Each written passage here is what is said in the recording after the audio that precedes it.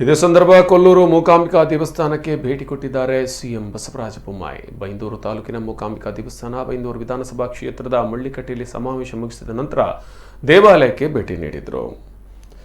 ಮೂಕಾಂಬಿಕಾ ದೇವಿಗೆ ವಿಶೇಷ ಪೂಜೆ ಅರ್ಪಿಸಿದ್ದಾರೆ ಸಿಎಂ. ಪೂಜೆ ಬಳಿಕ ಸಿಎಂಗೆ ದೇವಾಲಯದ ವತಿಯಿಂದ ಗೌರವಾರ್ಪಣೆ ನಡೆಸಲಾಯಿತು. ಮಾಜಿ ಸಿಎಂ ಯಡಿಯೂರಪ್ಪ, ಸಂಸದ ಬಿವೈ ರಾಘವೇಂದ್ರ, ಸಚಿವ ಗೋವಿಂದ ಕಾರಜೋಳ, ಶಾಸಕ ಸುಕುಮಾರ್ ಶೆಟ್ಟಿ ಮತ್ತು ರಘುಪತಿ ಭಟ್ ಅವರು ಭಾಗಿಯಾಗಿದ್ದರು.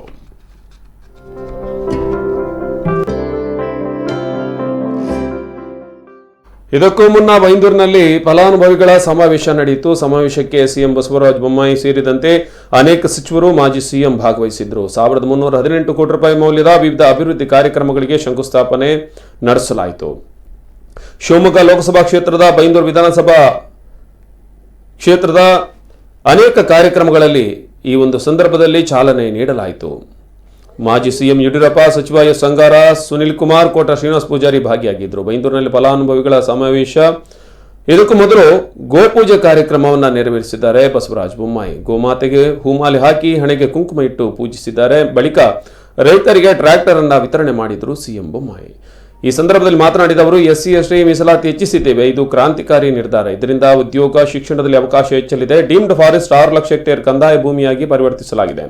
ಹಿಂದಿನ ಸರ್ಕಾರ ಕೇವಲ ಮಾತಿನ ಮಂಟಪ ಕಟ್ಟಿತ್ತು. ಸವಾಲುಗಳು ಬರ್ತದೆ, ಎದುರಿಸುವ ಛಲ ಇರಬೇಕು ಎಂದರು.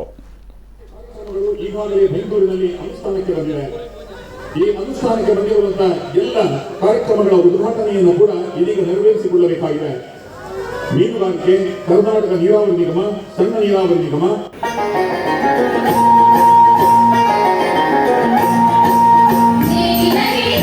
ಇದ್ದೇವೆ ಅನ್ನುವಂಥ ಮಾತನ್ನ ಹೇಳಕ್ಕೆ ನಮ್ಮೆಲ್ಲರ ನಾಯಕರು, ಕರ್ನಾಟಕದ ಕಣ್ಮಣಿ, ಅಭಿವೃದ್ಧಿಯ ಹರಿಕಾರ ಶ್ರೀ BS ಯಡಿಯೂರಪ್ಪ ಸಾಹೇಬ್ರೆ, ಹಿರಿಯ ಸಚಿವರಾದಂಥ ನೀರಾವರಿಯಾಗಿದ್ದೇವೆ ಅನ್ನುವಂಥ ಮಾತನ್ನ ಹೇಳಕ್ಕೆ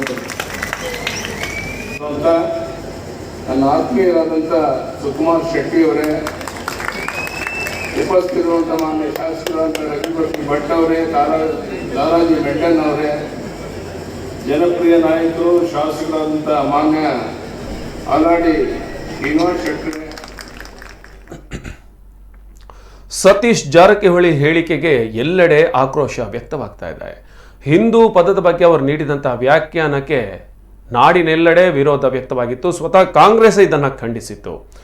ಇದಕ್ಕೆ ಪ್ರತಿಯಾಗಿ ಇಂಧನ ಮತ್ತು ಕನ್ನಡ ಸಂಸ್ಕೃತಿ ಸಚಿವ ಸುನಿಲ್ ಕುಮಾರ್ ಟ್ವೀಟ್ ಮಾಡಿದ್ದಾರೆ.